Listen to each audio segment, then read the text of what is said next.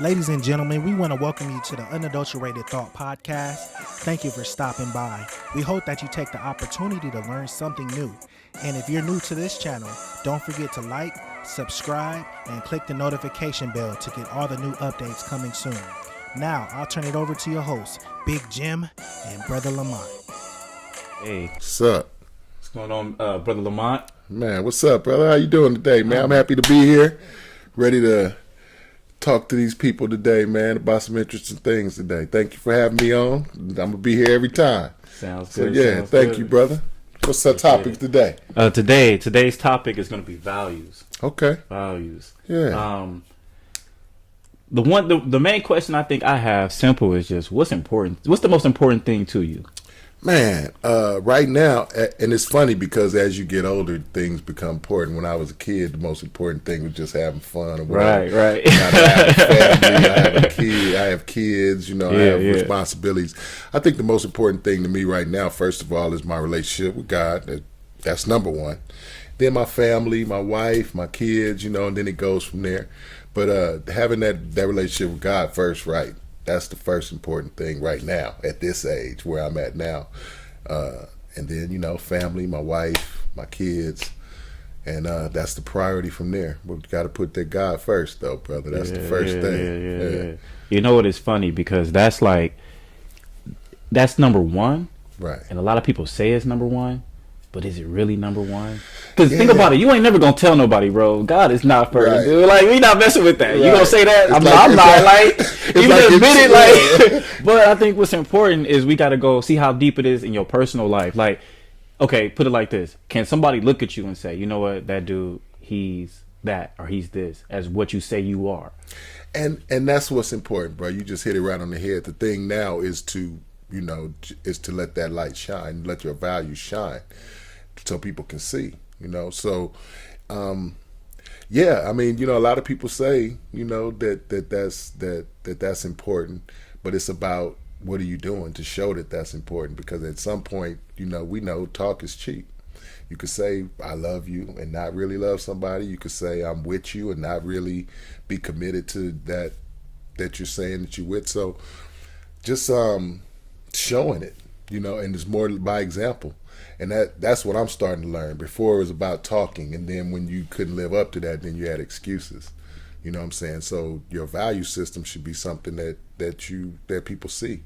You know what I'm saying? They could see you're not a murderer. Right, They could right, see right. Yeah. sense that you're not out to take advantage of the poor. You're not out to do anything that's harmful because of the way you act, the way that you respond to things. So it's all about the actions nowadays, because people are saying a lot of things, and it's hard to decipher if they telling the truth or not. So it's about the actions. That's what I look for now. But that's a key thing, man, because you think about it.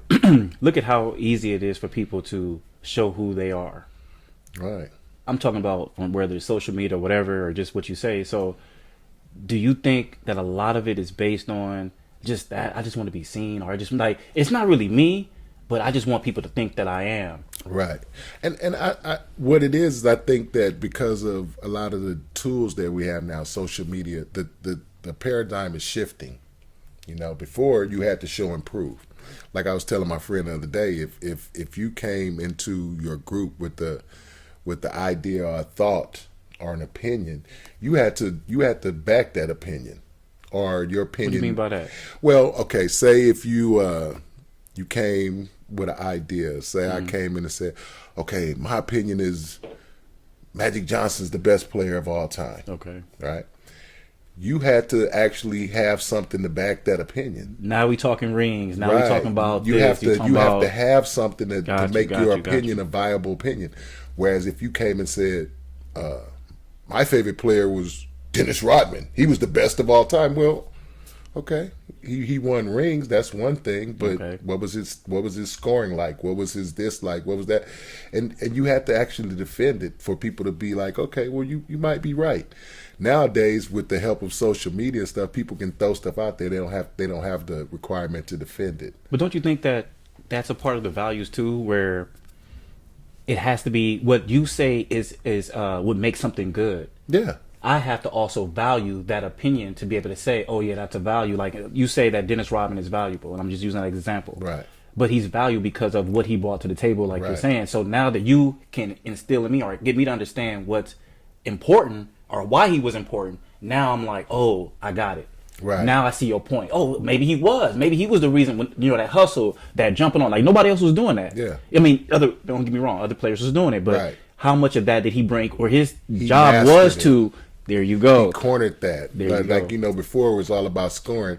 He made rebounding, defense, and hustle a cornerstone where you can actually be viable. You could come out of college now as a defensive stalwart and be a star in the league, if you know.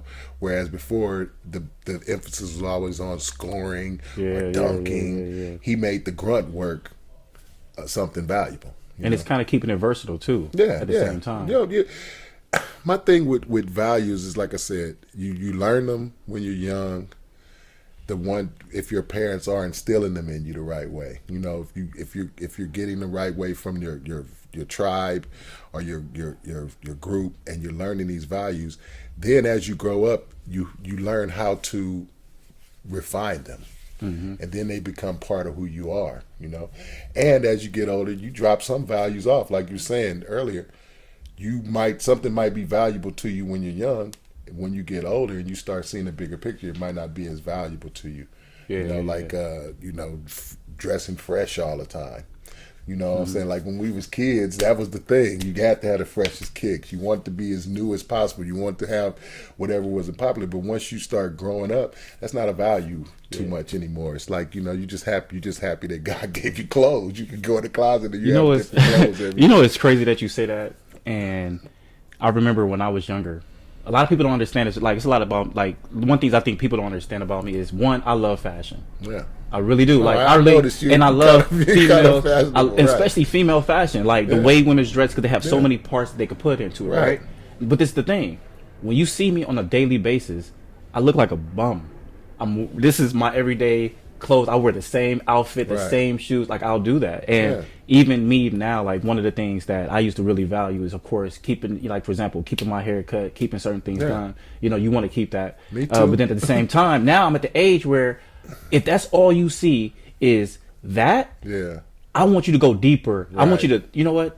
Forget about his hair. Forget about he wore those same jeans 2 days in a row. Right. You understand what I'm saying? Get to know who I am as a person. So I agree. Like, when you're younger, you value what people see. Right. You value but I don't think there's anything wrong with that. Like, it's nothing wrong with that. That keeps you going. Like, that really does help you to, like, have that self-confidence and that swag. And, you know, I ain't gonna lie, like, when I used to go to church something and I got my new suit on, I ain't acting a fool in the new suit. You feel me? I'm too clean to be silly. Exactly. But you know what I'm saying? At the same time, when you go out, the same thing. If you go to a nice restaurant and you wearing something nice, you gonna be a little bit more proper. Right. When you got on just your tennis shoes and you kick back, you're gonna be a little bit more chill. So, but I think that's the thing about that is that when we're younger, we associate those type of things with our values. But then, like I said, when we get older, we realize that's not really a value. That's one of those things you kind of dump off as you get older. It's just something that I call it like a rite of passage. You know what I'm saying? You have to go through certain things in order to find out if it's important or not. Right. So when you're a kid, you're just thinking like, I just have to live up to I got to be a certain way. I got to look a certain way. I got to fit in. That's really what it is. Right. It's to be able to fit in. I value fitting in, and I want to be a part of something. Right. So to be a part of something, I got to look like everybody else, or I got to dress like everybody else. Exactly. But then again, some of us just have it. Yeah. You know what I'm saying? Some people, that's just their style of how they roll. Right. And it might not even be as spectacular as the style or the the value that you hold dear. It might just be something simple, and that was me. You know, I wanted to stay fresh, but I didn't want to be like everybody else. You know, I wanted to be different. I wanted to be different. And I would just sometimes I wear a t-shirt with just a sun on the front of it. Yeah. People look at me like, this dude's weird, but hey, it's original. It's people are seeing it, and it didn't cost that much. You know, so now that I'm older, you know, those values that could be detrimental to me, like, you know, I have friends that they don't buy any kind of shoe unless it's Jordan. Okay. And that to me that's a value that they have now they feel like that's a value because it's something that they have to do in order to be who they are. Whereas I never got into that. You know, I think I had one pair of Jordans, and I didn't even buy those. Somebody gave it to me. Or something, you know. So it just depends on how you want your value set to be, and once it gets to a certain point, you realize is it a value or not. Do you make that right decision and say, okay, this is who I am, or whereas opposed to who I used to be? Yeah, You know? it's crazy because I look at when you look at the different ways that you get your values. You know what I'm saying? Like when you're a kid, the first place you're gonna get them from is gonna be your parents. Yeah. They're the ones that's gonna sit you right. down, may or may not sit you down, and tell you that this is what's important. Right. Then comes the teachers. Yeah. You know what I'm saying? And if the teachers aren't doing it, then the next one is gonna be, and this is the one where it's tough. It's your friend. It's your friends. And then who are you hanging around that's Right. teaching you stuff? See, me, I was one I always hung around older people. Right. And the reason Me why too. is because younger people my age, I always felt that they are on the same level as me. I want somebody who's been through something a little bit older than me. Right. So I connect with people older than me because it's like, yo, teach me something. Yeah, you tell me always what's up. Give me the game. learning. Right. And then when you do that and you know something, oh, you done already tested this a little bit out. Now that I'm younger, I already know this work because the big homie just told me. Like, because I remember just being never in the streets, but just talking to the big homies on the block, like literally 2, 3 in the morning, we outside, and they giving you the game. They giving you games of whatever it is, those values and stuff, and things that's important in the street. Right. You see what I'm saying? Yeah, and I didn't mean to cut you off, but No. Cause I wanted to get this off on that too, to let the people listening don't disregard that information from That's those good. dudes on the street. Yes, Because I grew up think the same way, you know what I'm saying? If you carry yourself a certain way, even the people that are in the streets that are not doing the same, they'll understand, they'll respect what you're doing, and they might have some jewels for you that you might not get from somewhere else. You know what I'm saying? Like, who's better to tell you not to be from the streets than somebody in the streets? Yeah. And that's the thing that I got from people in the streets, because the way I carried myself, my value system, I was never going to be a gangbanger. Mm-hmm. You know what I'm saying? And they recognized that. But they were like, if they saw me deviating away from something that was my value that they knew, they correct me. You don't need to be out here doing that, bro. Go do this, go do that. So I valued that information because it built my values in me. When I had somebody that was doing something that was questionable, if they told me not to do it, then I believed that. That saved me some heartache, you know. Like you said, that saved me a lot, and it made me who I am. You know what I'm saying? It just as far as a person, we do get those values from our parents, our tribe. That's the immediate. Yeah. Then we get it from our teachers, and also being an educator. If the educator is not doing the right things, you can send a kid the wrong way, and their values that way too. You know, so yeah. You know what I noticed too? Something that you said, I think is very important. You allow people, I'm just assuming only because of what you said, but you allow people to discipline you. Oh, you know what I'm saying? And what I mean by discipline, I'm not talking about necessarily, but More let me correct you. chastise, correction. Right. You know what, little bro, I see you doing this wrong. Do it this way. Right. And instead of you fighting it, because that's what I see a lot of times. Like, and I think that's one of the biggest disconnects between, say, millennials and the older groups like myself, my generation, is not that we don't want to help you. We try to help you, but the thing is, will you receive the help? Are you willing to receive it, or do Right. you know everything? Right. That's So the do you thing. value Right, the being disciplined? right. And that's a tough one, because at the end of the day, I don't want nobody telling me nothing. I'm grown. When I turn 18, look, I can do what I want to do, how I want to do it. I don't want you telling me nothing. Right. You see what I'm saying? And another thing was, a lot of that value was forced on us. Like I said, we had bigger villages with more responsibility in our generation. You know, if you did What do something you mean by that? Why if you say did that? something down the street, Miss Johnson was gonna handle it. That's true. You know what I'm saying? As a value practice, she would handle it. You know, and so you had to kind of get that. You had to receive that. Nowadays, we don't have that structure. So when you go to a lot of these millennials or a lot of young folk, and I don't even like to put them in a group. Let's say young folk. When you go to these younger generation, because they haven't had that kind of value structure, when you try to tell them something, they know more than you, and it's hard. So a lot of them today have to learn. You know, my thing was, I didn't want to learn something that I didn't have to learn. I didn't want to learn how it felt to get shot. I didn't want to learn. I didn't want to learn how it felt to get stabbed or go to jail. I didn't want to. I didn't want to have to experience that. So the advice, especially in those areas, I would take that from people that have experienced that. My brother that in and out of jail, unfortunately, throughout his life, and he tried to tell me stuff, but then when I was younger, I'd be like, man, how you gonna tell me to do something right when you can't do nothing right? Then I started realizing that he's telling me that to stop me from going through what he did, regardless if he can stop going through it or not. Mm-hmm. Because now a lot of that is part of who he is. It's part of his values. So now he can't get from under the values that he had. So he's having problems with these values. Now think about what you just said. You have to allow yourself, one, to, like I said, to be disciplined. Right. Right? And then as a person older, you value trying to help the younger generation. Yeah. But yet the younger generation looks at you and they're like, well, you're not right. You're not at 100%. You're not. So why would I listen to you and you're not on it 100%? Like, I think that it's tough. I don't think that, and I'm not using being perfect as an excuse to say, well, I'm not perfect, so I can just do what I want to do. But at the same time, even if I'm not doing it right, could you at least just listen to my words? Right. And I don't think that's the hardest thing for people to do. They want everything to be, when you tell me something that I can or can't do, I want to see your life 100% perfect. Right. You know what I'm saying? To be like, yo, bro, you telling me to not be in the streets. All right. So then the same person telling me not be in the streets is in the streets. You hypocritical, bro. Like, I'm not trying to hear that. But then I have to think like, okay, yeah, he's in the streets. He's telling me not to be in the streets. It's got to be a reason why he's telling me the opposite of what he's doing. Like, so what can I? So I look at you and I would say, oh, well, you seen your brother, you seen these people. That's the example of what not to do. Right. And I'm gonna tell you not to do it. Like, I'm not gonna lead you the right way. So I think we have to understand and value that. Like, even though they telling me that I see them doing something, but sometimes the voice could be more important. Yeah. To make the better decision. How you say it, right? Yeah.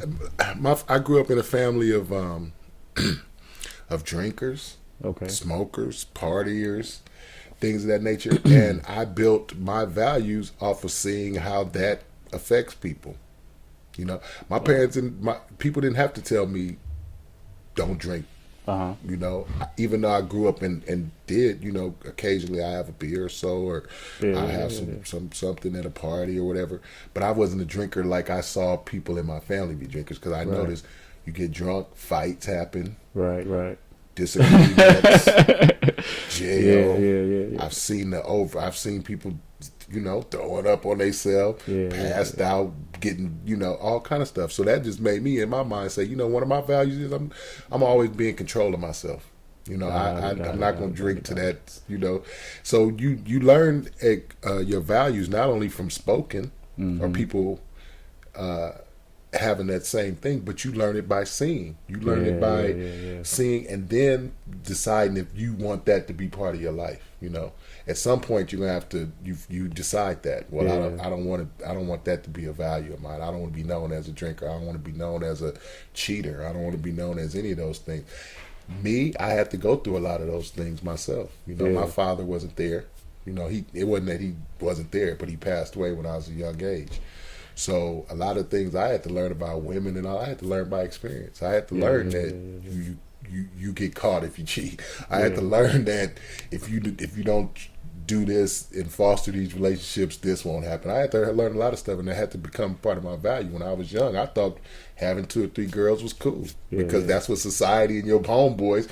You talked about how you get older and then your friends become part of building. You get that influence, and then you say, "Oh, I've got to have a couple of ladies."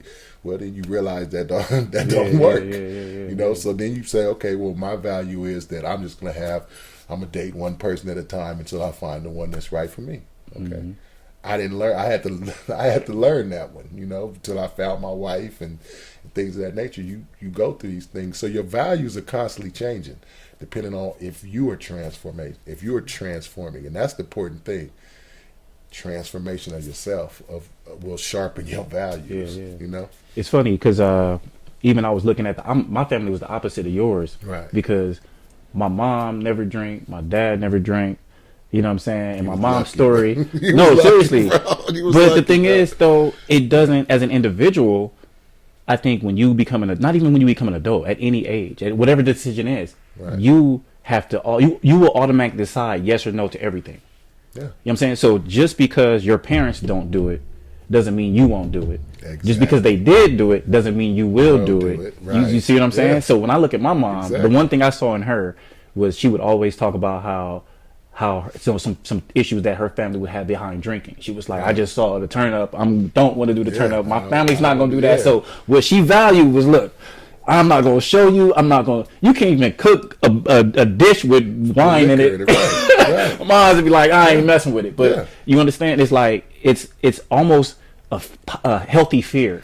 Yeah. You know what I mean? Like, Yeah. I don't want, like, I saw the hurt. I saw the pain that it caused, and I'm not even going to flirt with it Right. to where I don't touch it. I'm not going to mess with it.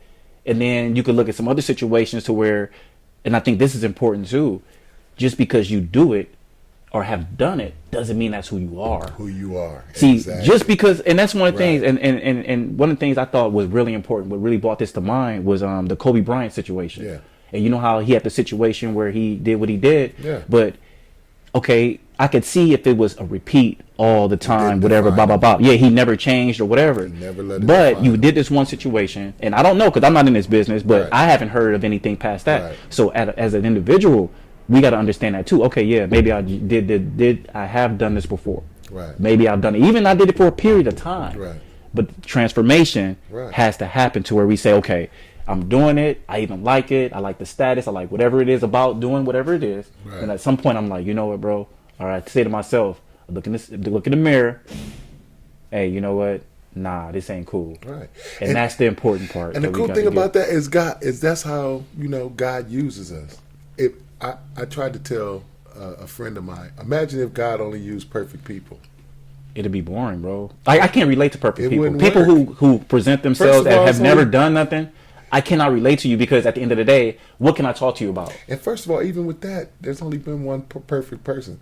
Even if a person, I never drink, I never curse, I never have sex outside of marriage, I've never done these things. But there's They're something still you've not done. perfect. They still not I bet perfect. you killed somebody. Or I something. bet you've murdered somebody Or and didn't even something. realize it. And not even murder them with a gun. Right. You can murder people with your mouth. You can kill people with your intentions. You can kill people all kind of ways. So my thing is, I think God uses people who have been through something because that is the best way to bring people to Him. You know what I'm saying? It's not about, you have to be perfect, because if a perfect person came to me and tried to recruit me to do something, first of all, I'll be like, Yeah, something's not right. It's "Man, suspect. What's going on, right?" Yeah, you But too the smooth. way You to too reach clean. somebody is you say, right? Like I said, my Yeah, brother, yeah, my brother, he's been in jail, in and out of jail his whole life. But when he talks to me about the streets, I listen. Yeah. Because I know he's been there. I know he's done that. And it helps me to transform. That's why I think, man, God, you look throughout the whole story of the Bible, I don't think the only perfect person in there was Jesus. Yeah. You know what I'm saying? What nobody perfect. God was using people that was killing his people to show them that I can change anybody. This man that was persecuting y'all and going out his way, hunting you down and killing y'all because y'all believed in me. Now he is one of my staunchest supporters because I changed his heart. And so even the people that he went to was like, oh, what? Like you used to chop people's heads off if they believed in Jesus. Now he's like, oh, I'm not like that no more. But I'm hearing kind of like a reoccurring theme in this topic, in this conversation, is the value of acceptance. Yeah. You know what I mean? Like, you can go through a situation, no matter how bad. If you can find somebody that's willing to relate to you, you'll talk to them. You'll deal with them. Right. You know what I'm saying? But if you can't find anybody to relate to you on that level, how can you ever deal with that issue? Right. And how do you know the difference between right and wrong when you're dealing with it? You know what I mean? Like, if I'm like, for example, if I'm just going to use that example, let's say I'm a drinker. Yeah. Or I had a period of time where I was an alcoholic, which like me, shoot, I had them moments. Yeah, you know what I'm saying? for Where sure. I had a friend, one of my best friends. She told me, she was like, I ain't never seen you sober. I was like, what? Right. She was like, bro, I've never seen you sober. Yeah. I was like, I thought about it, and I was like, you're right. So to her, I was this alcoholic. Not alcoholic, but, you know, I drunk all the time. But then I had to think about it, though. I had to say, well, first of all, I only see you on Fridays every 2 weeks or something. Right. You know what I'm saying? Once a week on a Friday. Yeah. And then but see, the thing is, I had certain values, like where I had a job, right? Yeah. So my thing was, I only drink on Fridays and Saturdays. I had certain days and certain times where I discipline myself, right? She just happened to see me on my days where I'm having my drink, whatever. Right. And then you look, and there's other people who would see it and be like, bro, you don't drink, do you? Yeah. You know what I'm saying? Oh, someone always like, come on, bro, I never see you drink. Right. Because in my mind, I drink, bro, but I'm just disciplined to. I got my value was I got to discipline myself because I got to get up at 6 a.m. and be at work. Right. You know what I mean? So if I'm partying all night, guess what? Something's gonna happen to my money, or I'm getting up, I'm going to work, and I'm sluggish, I'm whatever. Yeah. So I think we also have to be able to is to be able to value balance. Right. You know what I mean? Like that balance is important. You know, I'm not a drinker per se. Mm-hmm. But don't get me wrong. I've been in the places that I said I would never be. I've overdrank before and had to deal with that, waking up the next day and all of that, whatever. But overall, my value about that is that, you know, I try to stay within control of whatever I do. Yeah, so that's the bottom line value. Now, does the value always get? Is it always displayed in line? Yeah, no. Nah. But that's the thing about the imperfect person.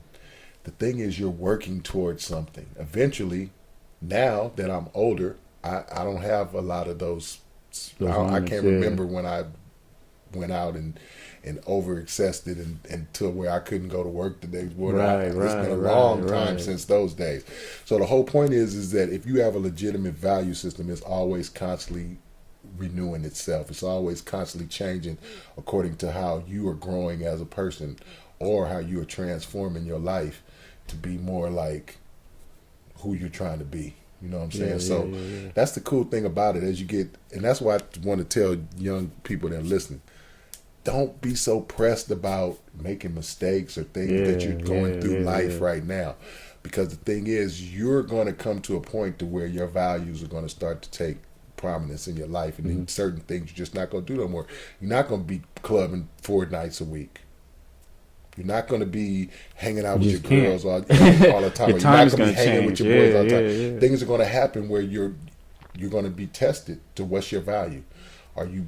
Is this your value or is this your value? And when you come to that fork in the road, if your values are set in your foundation, then you're going to follow that, and then it just becomes part of who you are. Yeah, it's. I think another key point too is that a lot of times we purposely try to change something, and what I have found is that some things God just don't want us to change right now. Yeah. Some things He's like, yo, keep that. You know what I mean? Like the harder you try to change something, because I know I've had situations like that. There's been some things where I really be trying. I'm trying to. My goal is I'm going to change this. Yeah. And it just don't happen. Yeah. And in the moment that I kind of like, you know what, I ain't worried about it no more. I'm not. Then all of a sudden it's happening. Right. You know what I mean? So I think as young people, you know, it's really important to understand that it's keeping it mental, keeping it in the back of your mind. Right. That's something that you want to become, but also allowing time to sometimes change it for you. Exactly. Like I think that's what you were saying. You know what? Physically, I can drink all night. Yeah. And not need no sleep. Like me, I used to go 2 days without sleeping and wake up, go to work, be on time. Let me do that today. You can't. I need like 2 days of recovery. You know what I'm saying? Yeah, you need that 2 days of recovery. You need, you know what I'm saying? Yeah, I need some water. I need my pH levels got to be back up. more than they were before. Right. But my thing is, like I said, the one thing that I've learned is if you have a mind of transformation, that's the most important thing. How do you do that though? The transformation, the renewing or the transformation of your mindset. Like you've learned something your whole life, right? Just imagine your mom or whoever, whatever you saw, where there was TV, whether your influences then tell you or guide you to become or do something. Right. And you believe it, you stick to it, you got your guns, and then now you realize that everything that I have been doing is wrong and I gotta change it. Right. It's a hard thing to do. It's hard, bro. I was about, I would It's say really in my hard. early mid 20s when I realized that it's so much I'm doing that's wrong and nobody wants to change what's been going on for years. Like, I've been doing this and it's work or not. I don't know. Right. Yeah. Kanye, look, people say a lot about Kanye, but I find his transformation interesting because he has a line in one of his songs like, people never tell you when you're being Christ-like.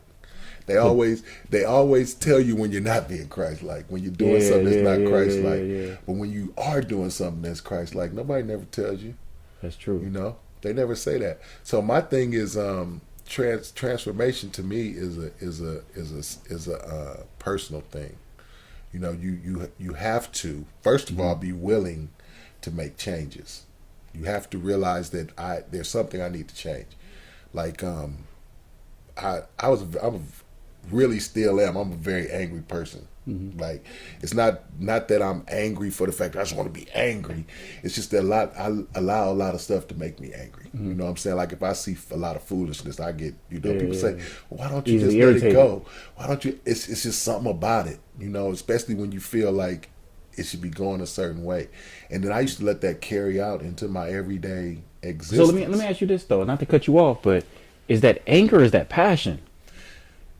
Because sometimes people, I think one of the biggest things in African American community, and one of the biggest misconceptions is that they think we angry all the time. We're not right. It's like, come on, bro, you that mad, you know, or is it that I just believe that's a value? Right. It's important to me, and I want to stick. I'm not gonna let you like. To me, that's what I think it is. You know, like when I say, you know, you should vote.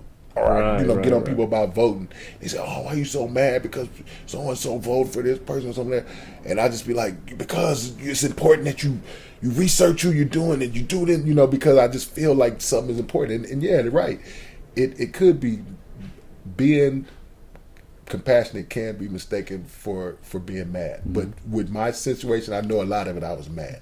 I was dealing with a lot of stuff inside of me that I didn't deal with. And let me tell y'all again out there.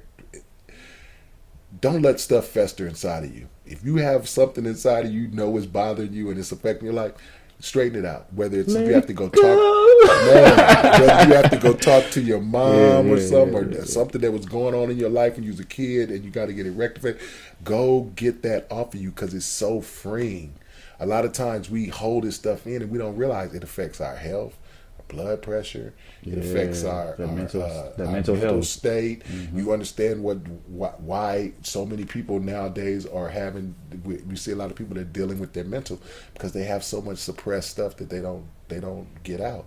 They don't feel like they can talk to somebody. So once you start realizing that you have a problem, and see, my thing was giving it to God because I don't want to give it to him because I keep messing up. You know what I'm saying? And so I feel like, if I say, God, do this, and then I keep messing up, then I'm letting God down. But you have to really sincerely say, God, I don't want this value. I don't want to be mad. I don't want to look at life through this lens. So it's being able to identify what the problem is. And that's always they say step one is, first you got to know you have a problem. Man. Now you know you got a problem. All of that. Now you got to be able to deal with step 1 of the 12. Right. And then my thing was, once I started releasing it, then he started showing me triggers. He started showing me what would be that trigger. And then he went so far as to show me what was the root of it so I could kill the root. And that's the key. You got to uproot that. You kill the root, then now you don't have that in you no more. So now every time, I still, if you follow me on Facebook, you know I still go hard for certain things. I still feel a certain way about things, but I'm not as wound up and stuff as I used to be because it's very freeing. But one of the things you said that I think was important as well is when you were talking about how you feel passionate about something and somebody else doesn't. Like you said, voting, right? And I'm going to be straight up with you. This is the first year I didn't vote. Yeah. I usually vote, and my mom, she's an advocate. Oh, of course. You gonna vote. Shout out to Miss Cherry. You gonna vote. You don't do nothing else. When you turn 18, she is filling it out for you. You gonna be in that. But the thing about that, though, is I had to understand. Okay, so it's steps and phases to this thing. Yeah. I'm looking at it from what it gives me. I look at it like this. I'm not running for president. I really could care less about what's going on. Just being real, like I don't really want to, like I don't really care about this. And then she really got me into politics to the point where I was really on it. I'm looking at this, and then the more I saw into it, I was like, and then you understand it more. Then I had to understand what her generation came from as to giving us the ability to do it. Like, just imagine you told you can't do you not know this is you're not doing this. You get knocked upside the head. Right. You going to jail, you going to everything. And we finally able to go do it. And they like, after all we done did, you don't appreciate what we did. We done paid this road and y'all don't appreciate it. Now you got to understand her blood, sweat, and tears. She just doesn't want it to go for nothing. And I'm talking about that generation. Like, they don't want their hard work. And I think that's what our issue is. When we see the youngins, we want to be like, look at this hard work. I've been putting this work in for so long. And you just don't use the road we paid for you to make it smooth. That's like, I get the pain. But see, let me tell you this year. The reason why I didn't vote this year is because I haven't been paying attention to politics at all. I really did purposely get away from it because I got too engulfed in it. You know what I mean? Like, everything I'm looking at, and I'm judging people, and I'm like, oh, this person did this, and I'm like, at the end of the day, who's really the front? And I started going back, and like you said, I'm like you. I like to research stuff and look, and then I started really understanding how things work, and I'm like, you know what? I don't really know my research. I really don't. I mean, I know a little bit, but it's been some years that I'm out of it. Where am I going? But then again, I thought about it, and I do what I do sometimes. I go in there and just vote independent or green.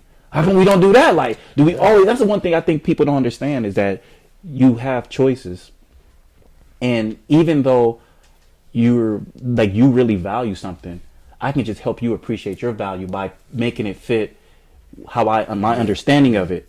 And to say, okay, Lamont, you've been telling me, Brother Lamont, that voting is important. I don't see it, but there is a way for me to not necessarily pick the Democrat or Republican and still make that happen. It's still ways of me being able to be, and just to be able to, at the end of the day, say, at least you made a decision you can now be heard. So a lot of people's perspective is, the reason why I value this because once you vote, now you then have an opinion about what happens. If you're not in the game, don't even look. Don't sit down. You have nothing to do with this, good or bad. If it goes good, you wasn't really part of it. If it goes bad, you had no say, so you didn't speak up for yourself. So and you said something important. You know, like I said, shout out to Miss Cherry. I love her. The thing is that that should be part of our value is that we see things that our ancestors did to make it better for us, and then we just respect it.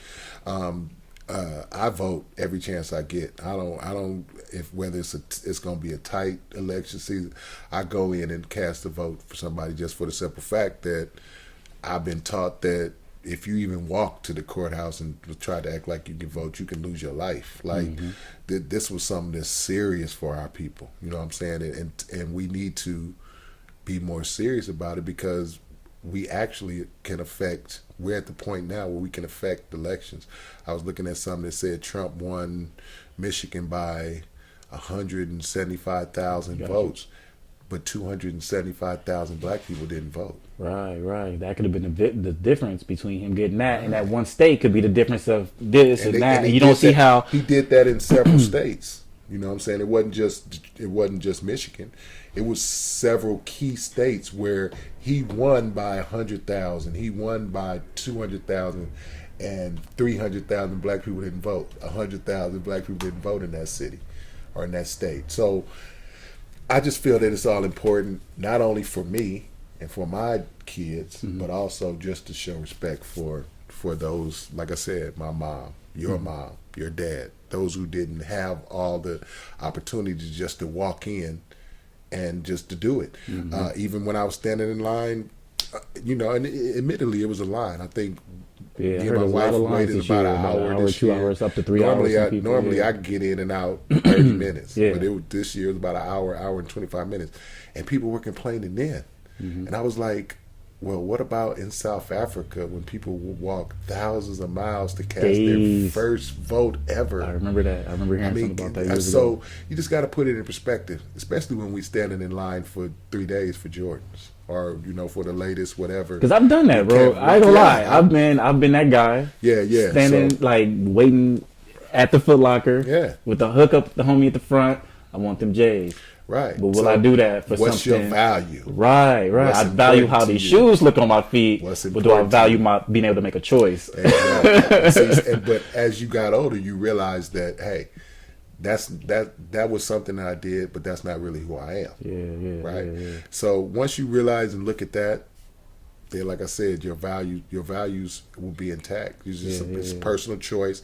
It's what you learned when you were a kid. It's what you learned from your surroundings. It's what you learned through your educational process. And it's what you learned through your daily living that builds what your value system is going to be. And let me add one. I think it's where your maturity level is at that time. Yes, sir. Yeah. That's the key that we miss, because if I don't value something, it's only because my maturity level tells me that I'm not there yet. That I'm not there yet. And we have to see Right. that and make that adjustment and say, you know what, I need to mature a little bit more in this area and allow God to go in and handle it for us, Right. as opposed to us even trying to handle it Right. ourselves. That's true. So definitely. That's true. Man, great conversation, bro. I appreciate it. I'm looking No, for yeah, more. yeah, This is man, not it. no, This no, is just the beginning of some more. We have an obligation to Yes, sir. to pass this on to the youth. We have an obligation to speak on these topics, to give people clarity about what's going on. And it, like you said, it doesn't have to always be. We don't have to slam the word down on the table and do it that way. As long as it's founded in the word, then it could be a solid information and something for the kids to grasp on, or something to look at. Definitely. So, yeah. So we got a lot of stuff more we're gonna be looking forward to. Yeah, There's man. gonna I, be some, like I said, some good stuff. We're gonna have some I- guests coming on and talking and Yeah. dealing with the same issues. Yeah. But definitely expanding and going from there. And this topic was a great start to what we're going to be going into, and some of the things we're going to be diving into, man. You get your foundation, and just on a note, like I tell my kids every day, you build your house on sand. The wind comes, the times get rough. You're gonna have to keep rebuilding your house. You build your house on a solid foundation. Whatever ever comes against it, your foundation is solid. Your foundation is your values, God, your education, things of that nature. That whatever you build on, even if it's been destroyed, if you have that foundation you build on, it's always gonna be right. So True. the foundation is what counts. The foundation. Definitely.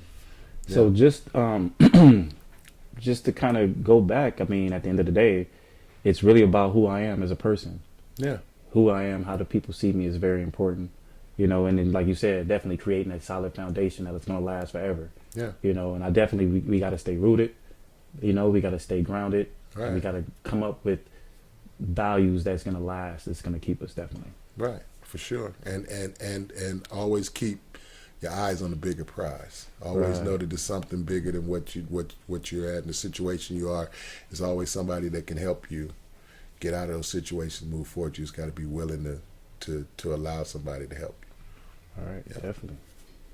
So, man, I love it, bro. Let's do it I love again. it, man. Let's do it again. Definitely. Yeah, come check us out. Definitely. We definitely gonna have it going on. So check us out.